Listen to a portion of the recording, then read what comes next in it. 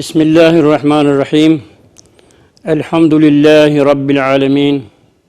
Wal aqibatu lil muttaqin. Wassalatu wassalamu ala rasulina Muhammad wa ala alihi wa sahbihi ajma'in. Tema është vlera e muajit të Ramazanit. Para se të him të vlera e muajit të Ramazanit, është një urim për të gjithë muslimanët këtë muaj që është i begatshëm, është me bereqet, të kalojnë sa më mirë dhe sa më të lehtë. Ky muaj Ramazanit sipas Kur'anit ka një farë vlerë të madhe, këtë vlerë ja ka shtuar Kur'ani këtij muajit. Allahu xhalla shanuhu në Kur'an thot: "Shahru Ramadan alladhi unzila fihi al-Qur'anu Hudel linnasi ve bejjinati min el huda vel furqan." Ajeti është 195 në sura Bekara. Masaj vazhdon: "Femen shahida minkum ash-shahra falyasumhu." Ai që do gjendet prezent në këtë muaj le ta agjërojë. Pra muaji Ramazanit është i tillë që Kur'ani ka zdrip në këtë muaj. Mbasi ka zdrip në këtë muaj, është udhëzim për njerëzit dhe është sqarim. Dhe për atë e manifeston këtë muaj me anë të agjërimit, po këtë agjërim se ka prej vetvetiut, po e ka urdhën nga Allahu Dhul Xhelal. Ajeti tjetër që gjendet më nalt pikë këtij është 193. Thot: "Ja eyyuhalladhina amanu kutiba alaykumus siyam kama kutiba alal ladhina min qablikum la'allakum tattaqun." Ju që jeni besimtar, mbi ju është e bu borxh agjërimi, sikurse ka qenë borxh edhe përpara jush atyne popujve që kanë qenë para. Dhe pse bëhet agjërimi, ku është qëllimi i agjërimit, që të përfitohet takvallëk. Fjala takvallëk kjo është një cilësi shumë e madhe, cilësi shumë e lartë, më tepër kuptohet me anë të agjërimit, se njeriu kur agjëron, bon vaki mund të jetë vetë në shtëpi dhe është i djegët, është i jetshëm, mund të haje, por takvallëki nuk e lën. Takvallëki e din se mbikëqyrës e ka Allahu Dhul Xhelal.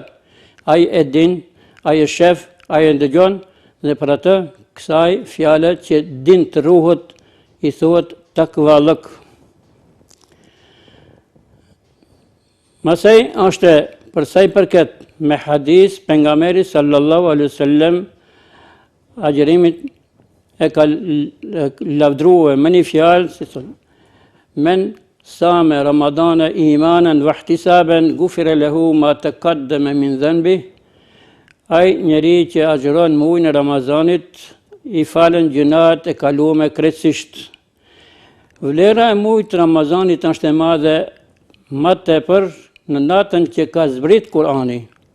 Në natën që ka zbrit Kur'ani e merr edhe nata e Kadrit, se edhe surja e ka emrin surja Kadrit.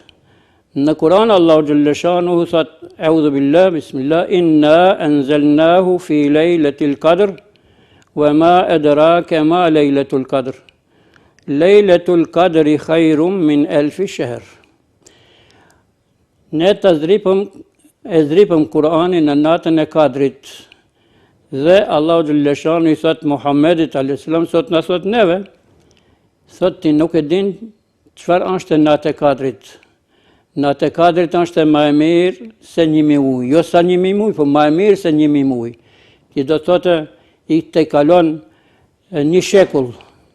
Derisa i kalon një shekull, punët që buhen në natën e Kadrit ose punët që buhen gjatë Ramazanit, në veçanti ato që buhen në natën e Kadrit janë sikurse me e bu një adhurim prej 1000 muaj e më tepër. Pra pejgamberi sallallahu alaihi wasallam thot në hadis se njeriu që agjëron i përjeton di për gëzime. Gëzimi i parë është kur ulen në iftar, ulen të gjithë, shikojnë ushqimet, ujin dhe presën vetëm komandën kur do të hape leje për të çelë iftar.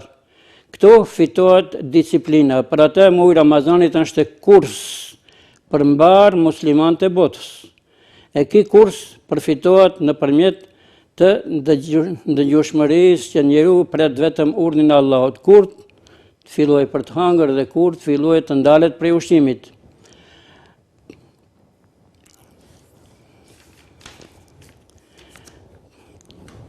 Muaj Ramazanit është Ramazani ka ardhur në vitin më thonë di vjet mbasi ka kaluar, jo s'ka kaluar, po në vitin e ditë të hijretit, pejgamberi alayhis salam ka bëu hijret shpërngulje prej Mekës në Medinë, atëherë ka ardhur këto ajete që e kanë bëu obligim agjerimin. Ky agjerim është njëkohësisht edhe kushti i katër i fesë islame. Pra feja islame i ka 5 kushte. Kushti i parë është shahadeti, dëshmia, i dytë është namazi, i tretë është zekati, i katërt është muaji i Ramazanit. Por Ramazani ka rregull për ta mbajtur Ramazanin, rregull cilët rregulla janë? Rregullat janë këto. E para është të jetë musliman, ai që agjeron, e dyta të jetë i shëndosh, e treta të jetë në moshë i rritur, e mosha e rritjes për mashkujt është në atë ditë ose atë natë kur bëhet xhunup, atëherë ka hima në pubertet. Kurse te gratë është ardhja e menstruacionit, kur u vjen atëherë ma ka hinë në pubertet dhe quhet se ka hinë në moshë, është e ritme për të marrë këtë obligim përsipër dhe ka për borxh të agjerojë. E katra është patjetër, agjerimi ka nevojë që të bëjë nijet. Nëse nuk bën nijet për agjerim, ose bën nijet vetëm duhet dijet se do të lishtohet, atëherë nuk quhet. E nijeti është sebeb që ki të angazhohet me këtë nijet të përfitojë kënaqësinë e Allahut dhul xhelal. Kur fitohet kënaqësia e Allahut, atëherë dihet se agjerimi është shumë i vlefshëm.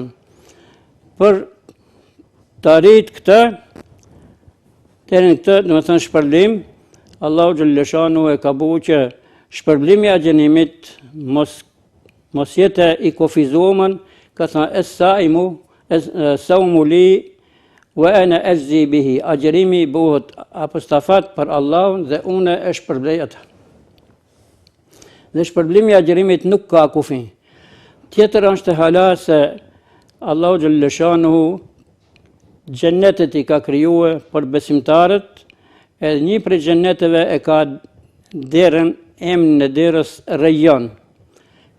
Ky emër i kësaj dere që është Rayyan do të thirrën ato që kanë agjeruar në këtë derë dhe askush mbasi të hyjnë agjeruesit në këtë xhennet, në këtë derë, dera mbyllet, tjetër kush ma nuk ka të drejtë të hyjë. Rayyan do të thotë një parfum shumë i lezetshëm për të kënaq shpirtin e njeriut.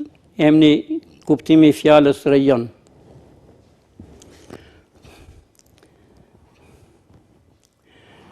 Si parim, njeriu që agjeron duhet ditët t'i kaloje më tepër me lexim të Kuranit, po leximi i Kuranit të bëhet në atë mënyrë që sado kudo përkthimi i Sherif Ahmetit është shumë i mirë, le ta çoje leximin e Kuranit me përkthimin baras.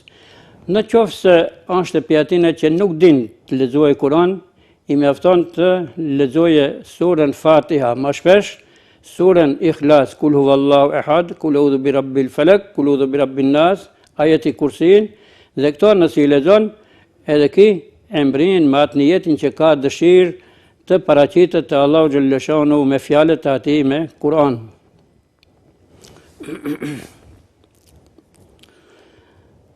Istighfari do të përdoret shpesh. Tesbihi do të përdoret shpesh gjatë ditëve të Ramazanit, subhanallah, elhamdulillah, Allahu akbar, astaghfirullah. Dhe do të pendohet për ditët për gjunat që ka bëu fjala astaghfirullah, o Zot më fal. Ka bëu vaki që njeriu s'ka xheru, ka kaluar vite, s'ka fal namaz, ka kaluar vite, dhe s'ka dhënë zekat, ka kaluar për këto, do të bëhet tauba, pendohet. Dhe ky pendim është shumë me rëndësi, se Allahu xhaleshanu e falën, edhe se ato ma nuk i përsëritën, po prej atëherë se që të bëhet taube, vazhdon dhe ma nuk i lë, atëherë Allahu e pranon dhe ja falën gjinat, se pejgamberi ka thonë, e taibu mine dhanbi kemen la dhanbele. Një njeri që pendohet për gjinajnë, është sikur se me nuk pas gjinah.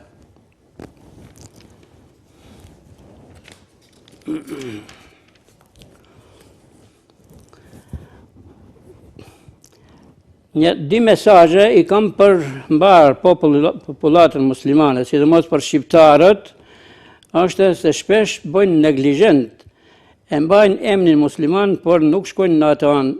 Për këtë, nëse bën taube, Allahu e fal, po për herë njeriu që është musliman, në kohën e fundit duhet të marrë irnek, qoftë burrat, qoftë gratë, pej popujve të Evropës kur hinë në fenë islame, konvertohen në fenë islame, edhe burrat, edhe gratë. Më njëherë i përveshën punës dhe e praktikojnë islamin seriozisht.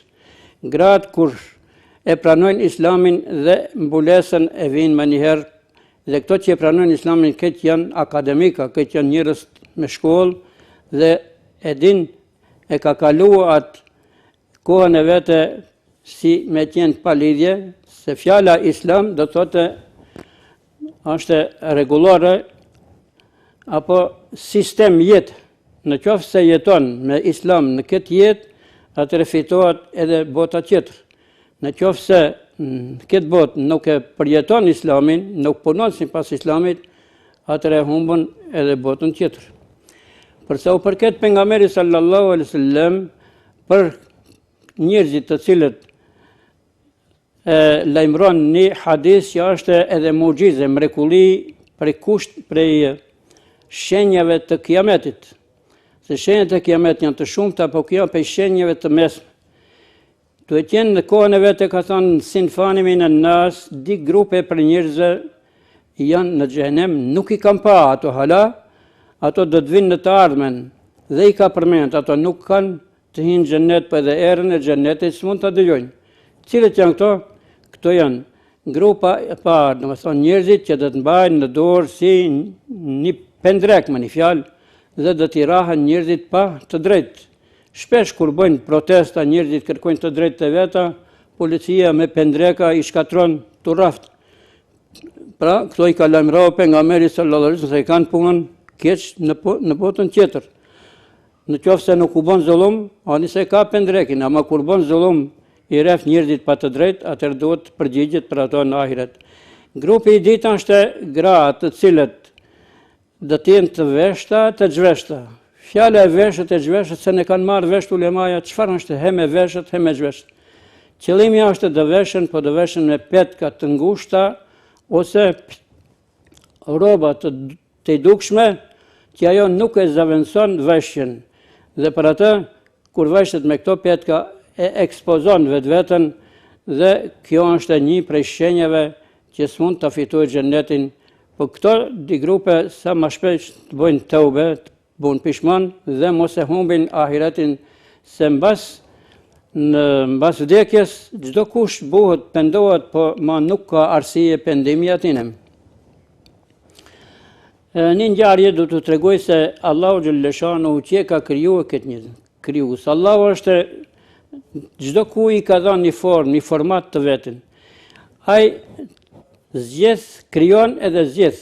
Pra, pe krijesave ka zgjedh njeriu që e ka falë me logjik, njëkohësisht edhe xhindet. Por njeriu që e ka falë me logjik, ky njeri duhet të mendoje, të meditoje dhe të forcoje besimin e vet.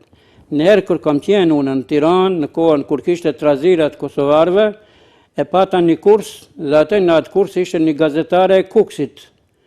Dhe thot kur dalen pauzat të bëjnë deputetët, gjithmonë i përmendin vajzën ose përmendin djalin, janë piktora shumë interesant. Thot unë u afrova nga tyre dhe thash unë e di një piktor, thot që ai e bën detin dhe bën peshkajnë det. E bën drunin dhe e bën të drunit të jetë i dobishëm për djegje, i dobishëm për ndërtimtari, për mobilje, etj. I bën drunët edhe me fruta, edhe kur i thot të thot, po ku ka ashtu piktor? ato, ku ka ashtu, ky piktor është krijuesi i gjithësisë. Pra Allahu i gjithësisë është krijues dhe ky të gjitha sendet i bën që njerëzit të habiten dhe të marrin mësim se me të vërtet çdo send është nën kompetencën e Allahut Dhul Xhelal, ai është krijues, ai është mëshirues i gjithëve. Allahu na pranoft të gjithëve selam dhe agjerim të pastër. Selamu alaikum.